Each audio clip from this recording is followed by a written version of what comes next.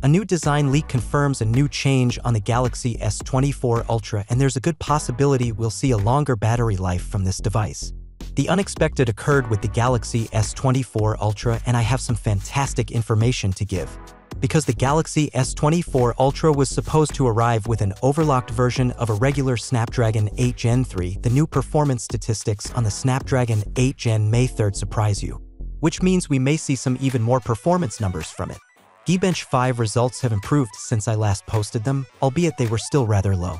The new tests, which include an insane performance score of 7,494 multi-core and 227 single-core, will be considerably higher on the Galaxy S24 Ultra since it is an overclocked version clocked at 3.3 GHz. Not only will Samsung be upgrading the CPU, but the Galaxy S24 Ultra Adreno 750 will also have a new GPU, Adreno 750 rather than 740. And while the performance increase will only be marginal compared to the CPU upgrade, the new GPU's lower frequency may help extend battery life.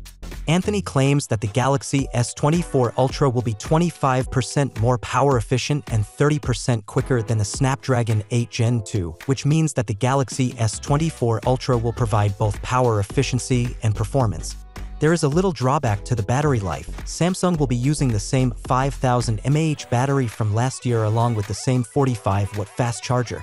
This means that even though the battery capacity is the same, the S24 Ultra will last longer than the S23 Ultra thanks to efficiency.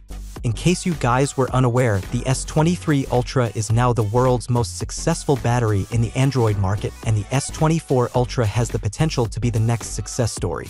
If you guys aren't aware, Samsung is planning to change the Galaxy S24 Ultra's design and build quality. The speaker grille is different from all prior generations. We'll receive a long strip in place of perforations, which means Samsung is reverting back to the design of the Galaxy S9. On the sides, we'll see a titanium frame, and the S24 Ultra will have a flat display.